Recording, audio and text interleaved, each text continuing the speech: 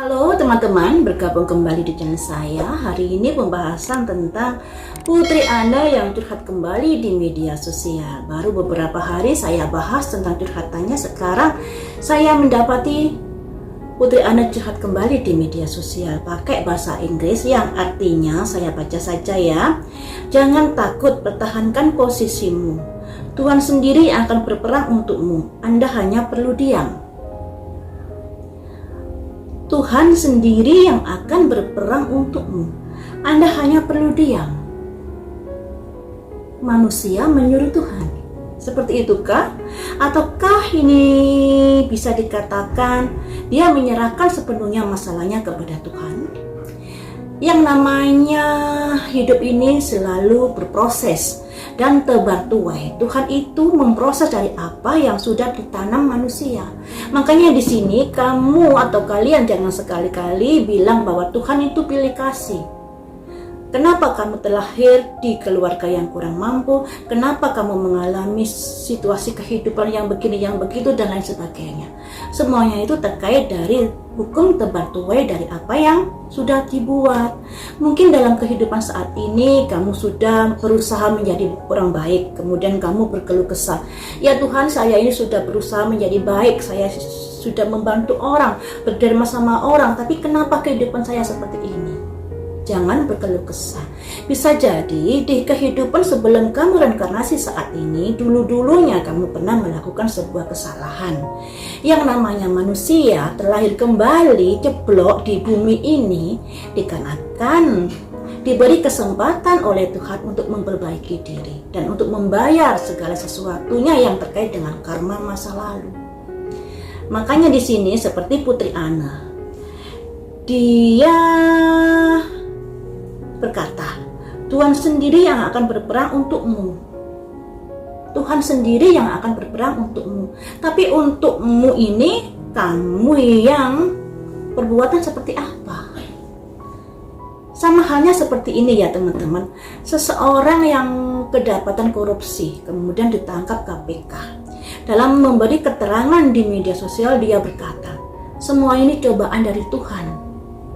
Apakah semua ini cobaan dari Tuhan? Ya cobaan dari apa yang kamu perbuat. Seperti itulah ya. Dan ada kata-kata seperti ini.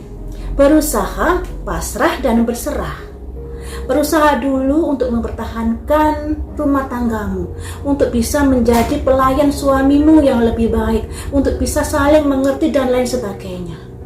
Ketika itu sudah kamu lakukan dan kamu sudah berusaha sekuat dirimu untuk mempertahankan dengan melakukan perubahan dan lain sebagainya, perubahan yang positif tentunya, tapi kemudian tidak berhasil.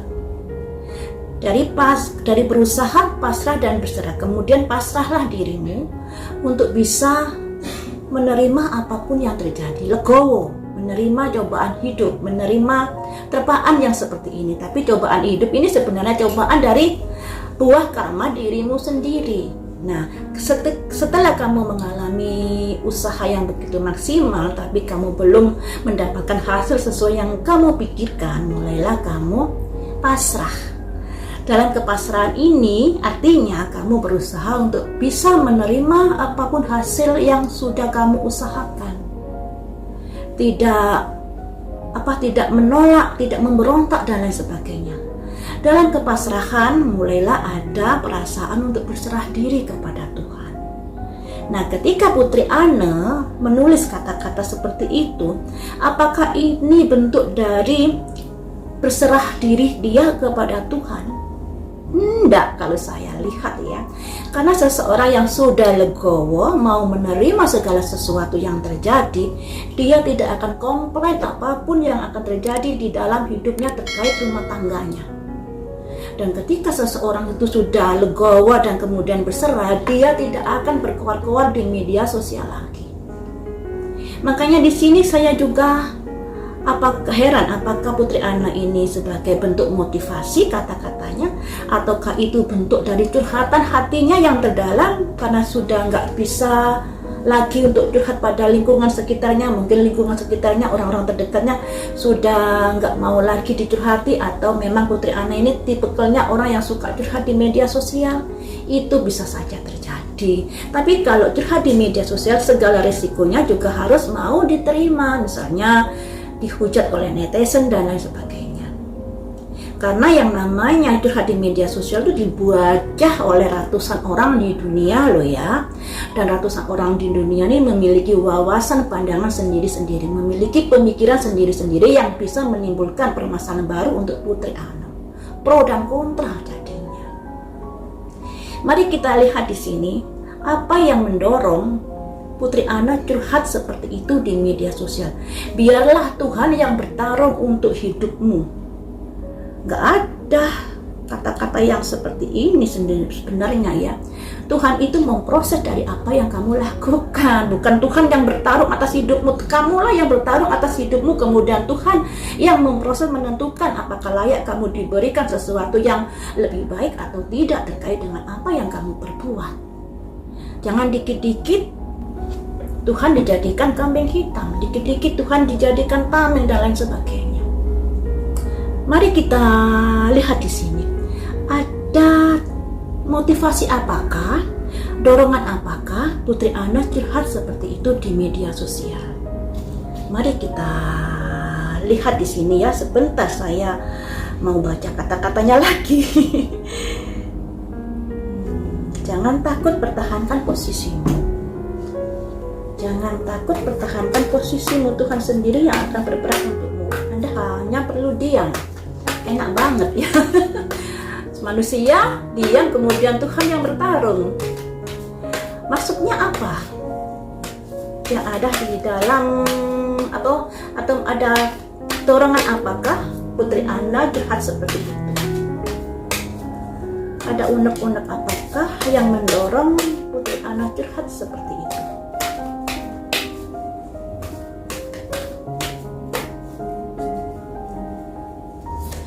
Ada simbol pihak ketiga, ada tongkat tiga, ada pihak ketiga yang masuk di dalam rumah tangganya. Selanjutnya, di sini dia mulai ada niatan untuk mempertahankan rumah tangganya. Kemudian, penuh semangat untuk mempertahankan rumah tangganya. Selanjutnya, tapi di sini dia juga ada kekhawatiran terhadap masa lalu. Sekalipun dia sudah semangat, sudah berniat untuk mempertahankan rumah tangganya, tapi sebenarnya dia ada kerapuan, ada kekhawatiran jika hal-hal buruk terjadi lagi dalam rumah tangganya. Ada simbol mourn. Mourn itu kekhawatiran, ketakutan, was-was terhadap masa lalu. Selanjutnya, tapi di sini dia berusaha mengoptimalkan kemampuannya untuk bisa mempertahankan rumah tangganya. Ternyata hal-hal ini terkait dari masalah rumah tangganya, di mana dia berusaha untuk mempertahankan diri rumah tangganya terkait apapun yang akan terjadi. Tetapi dia selain mempertahankan rumah tangganya juga sebenarnya ada kerapuhan di dalam dirinya sendiri. Ada kewaswasan, kekhawatiran jika rumah tangganya ini goyah dikarenakan masuknya orang ketiga, atau dikarenakan ayah Saloka memiliki pemikiran-pemikiran lain terhadap rumah tangganya.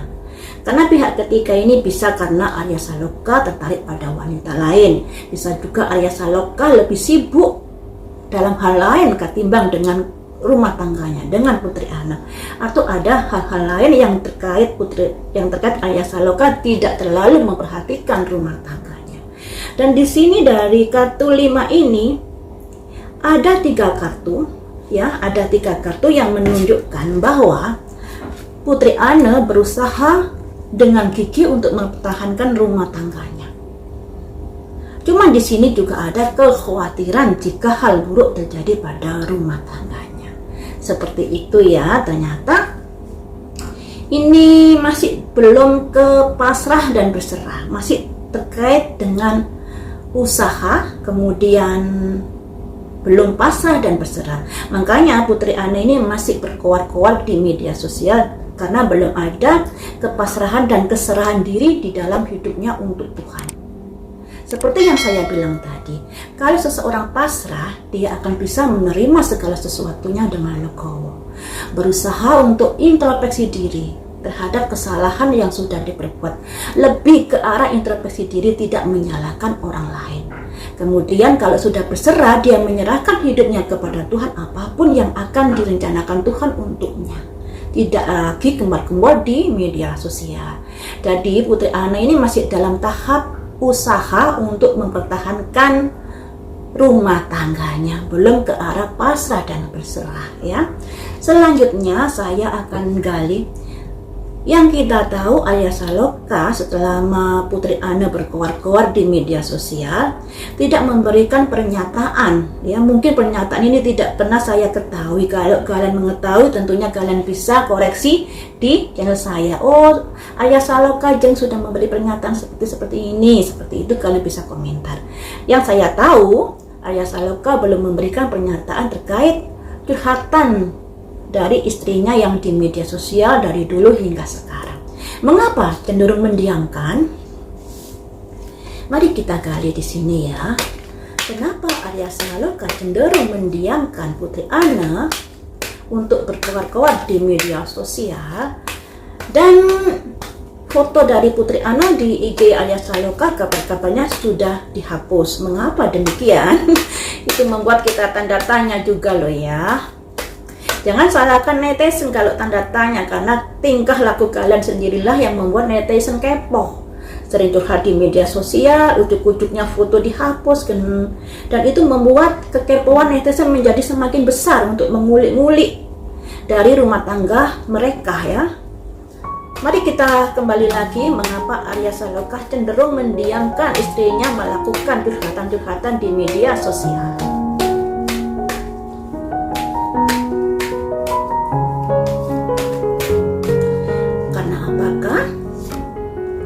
The Magician, ada semacam usaha untuk apa? Jadi sebenarnya Arya Saloka ini sudah menasehati istrinya, sudah memberikan arahan-arahan untuk tidak melakukan itu.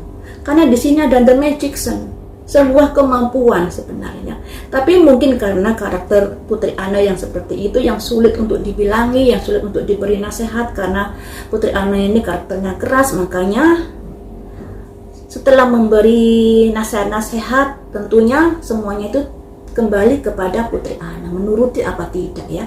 Karena di sini ada The Magician. Selanjutnya ada pihak ketiga juga. Jadi setelah Arya Saloka sudah memberikan masukan kepada Putri Ana, jangan curhat di media sosial dan lain sebagainya, tapi kemudian gak didengarkan, Arya Saloka pun mungkin cenderung membiarkan, karena di sini hati Arya Saloka juga ada pihak ketiga. Karena adanya pihak ketiga atau karena adanya kesibukan, karena adanya dan lain sebagainya, yang intinya Arya Saloka ini berpikiran pada sesuatu yang lainnya, makanya dia sudah tidak terlalu gubris apapun yang dikatakan istrinya di media sosial. Selanjutnya ada kartu apa lagi kah? The Emperor. Karena sifat istrinya ini ibaratnya The Emperor, ada sifat arogansi, ada sifat kekakuan yang luar biasa, yang bisa dikatakan Arya Saloka ini kan orangnya low profile. Dia ngomongnya irit, ngomongnya apa perlunya. Ketika sudah nggak didengarin, ya udah, dia akan diam membisu dan tidak mau menasihati lagi. Ini tipikal dari Arya Saloka, memang seperti itu. Ada kartu The Emperor, sifat yang kaku, sifat yang ingin menang-menang, sifat yang arogansi, yang sulit untuk ditaklukkan. Kemudian ada Raja Koin. Dan Arya Saloka ini juga sibuk dalam pekerjaannya, tidak terlalu menghiraukan lagi apa yang dikatakan istrinya di media sosial. Sibuk ya. Selanjutnya, walaupun sebenarnya Arya Saloka ini memiliki unek-unek yang dipendamnya sendiri terkait apa yang dilakukan istrinya. Ini ada simbol pedang cangkir 9 ya teman-teman. Ada pedang apa cangkir ini? pedang. Ada simbol pedang 9 yang artinya sebenarnya Arya Saloka ini juga menghadapi tekanan batin terhadap apa yang dilakukan istrinya. Ada tekanan batin di sini tapi tidak sampai dikeluarkan, dipendam sendiri. Dia pendam sendiri segala permasalahannya dengan Putri Ana. Tapi Putri Ana yang malah membuka aib rumah tangganya. Jadi kalau dari kelima kartu ini sebenarnya Arya Saloka sudah memberi nasihat kepada Putri Ana.